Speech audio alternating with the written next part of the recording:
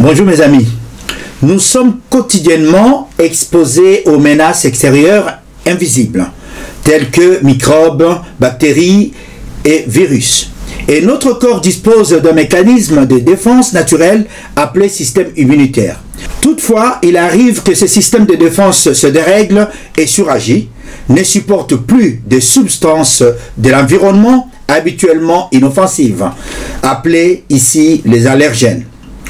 Selon l'OMS, les allergies handicapent la vie des millions de gens et peuvent avoir des complications extrêmement graves.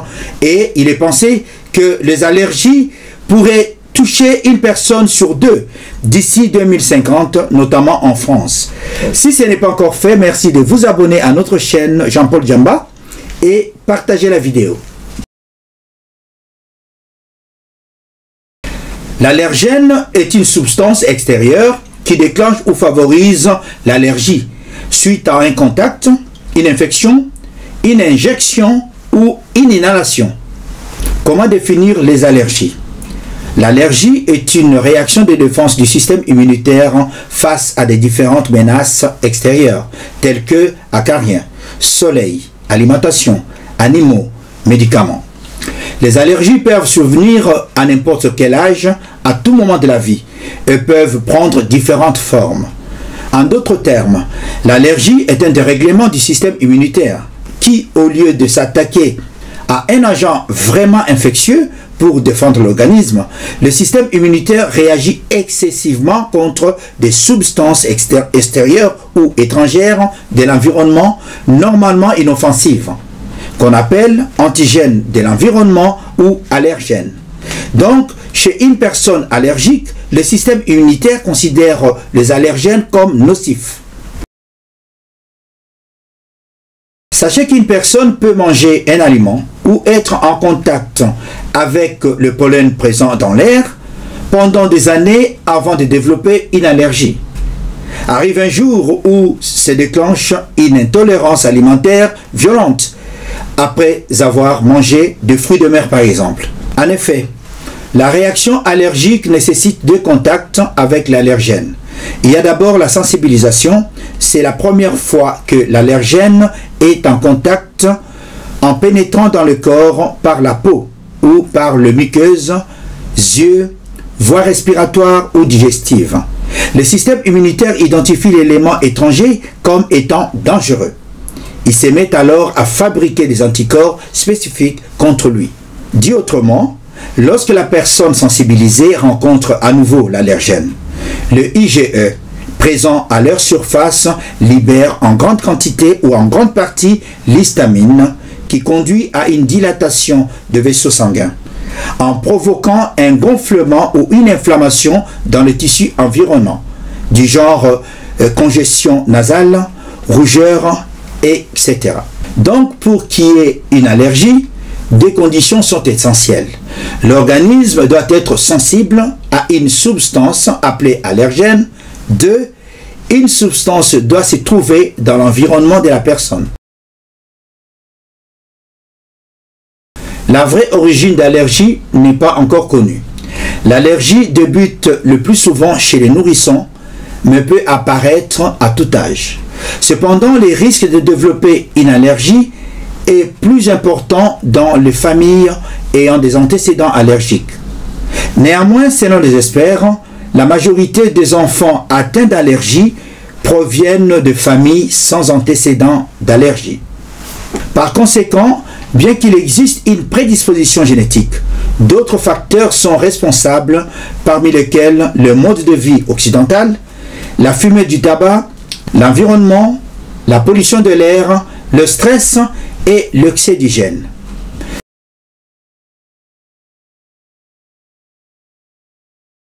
Parmi les allergènes inhalés ou les allergènes aériens, il y a le pollen. Le pollen est constitué de grains microscopiques qui sont libérés par le fleur. Ces grains leur permettent de se reproduire.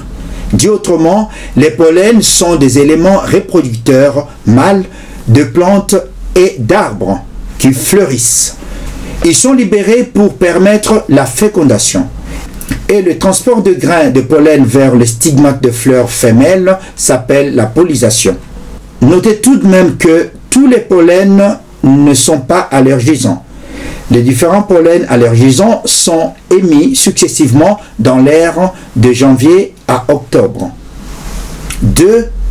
Il y a les acariens. Invisibles à l'œil nu, ces micro-organismes se cachent dans les poussières. Les poussières de maison, la literie, des tapis, des moquettes ou encore les canapés et les rideaux. Les acariens, ce sont de minuscules bêtes vivant dans les endroits poussiéreux. Ils apprécient la chaleur et l'humidité. 3. Les moisissures. Ces champignons microscopiques prolifèrent dans le milieu humide et renfermé. 4. Il y a des poils d'animaux. L'allergie aux poils de chat est la plus fréquente, mais de nombreux poils d'autres animaux peuvent être allergisants, notamment ceux de chiens, de rongères, chevaux, etc. 5. Les allergènes alimentaires, encore appelés les trophallergènes. Sachez que tous les aliments ou presque peuvent être responsables d'allergies. Néanmoins, certains sont fréquemment mis en cause que d'autres. 6. Il y a les allergènes médicamenteux. Tous les médicaments peuvent aussi induire des réactions allergiques. En tête de liste, nous avons certains antibiotiques comme la pénicilline et les céphalosporines, certains anti-inflammatoires, le curare, etc. Les allergènes devenaient d'insectes. Les piqûres d'insectes tels que guêpes, abeilles, frelons, bourbons, ainsi que les fourmis peuvent entraîner des réactions allergiques. Et enfin, nous avons les allergènes de contact.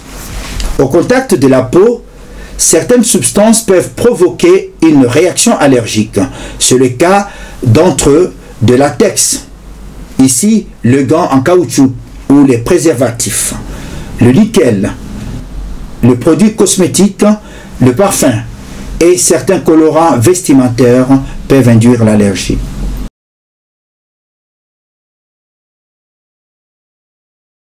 Les allergènes sont aussi trouvés dans les objets que nous touchons tous les jours, le latex, le nickel, etc. De ce fait, les allergies que ces allergènes déclenchent peuvent avoir des symptômes, des signes ou manifestations. Sur le plan cutané, les symptômes observés sont très divers et variés et peuvent être rencontrés dans d'autres pathologies, notamment l'urticaire, présence de boutons, dermatite, eczéma, rougeur, démangeaison ou prurie, la sensation de chaleur, etc. Sur le plan digestif ou symptômes digestifs, il y a la présence de diarrhée, de vomissements, des douleurs abdominales, parfois des troubles de croissance. Et sur le plan respiratoire, nous pouvons identifier la rhinite ou la rhinorrhée, nez qui coule, la présence de la toux, la respiration sifflante, la dyspnée, donc difficulté de respirer, rhume de foin, éternuement, nez bouché, larmoiement, yeux qui pleurent, yeux rouges, etc. Et la manifestation extrême d'une réaction allergique est les chocs anaphylactiques, potentiellement graves, voire mortels, qui se manifestent dans les minutes ou les heures suivant les contacts avec l'allergène, par une chute brutale de la tension ou de la pression artérielle, avec un gonflement du visage ou de la langue, le fameux œdème de Quick, entraînant une sensation d'étouffement, conduite à tenir à l'eau le SAMU, maintenir la personne en position semi ou demi-assise. Aujourd'hui, la dermato-allergologie dispose d'un moyen de diagnostic très performant. D'abord, un test cutané ou un test de sensibilisation. Ici, l'allergologue, le médecin spécialiste, applique des petites quantités d'allergènes sur la peau, au niveau de l'avant-bras ou sur le dos du patient, afin d'identifier les produits qui provoquent une réaction allergique sur la peau. Selon la réaction de la peau, le test sera soit négatif ou positif. Dans la majorité des cas, ce test permet d'apporter une réponse. Toutefois, si aucun allergène n'est mis en cause, une prise de sang dans un laboratoire est prescrit. Le meilleur traitement des allergies consiste à éviter l'allergène. En cas d'impossibilité, un traitement peut être administré pour contrôler les symptômes de la réaction allergique. Nous avons vu que l'histamine est la substance majoritairement impliquée dans la réaction allergique. Le médecin allergologue prescrit les antihistaminiques pour bloquer la liaison de l'histamine et amoindrir les symptômes. Parmi d'autres traitements, il y a les décongestionnants, il y a les corticoïdes et l'immunothérapie.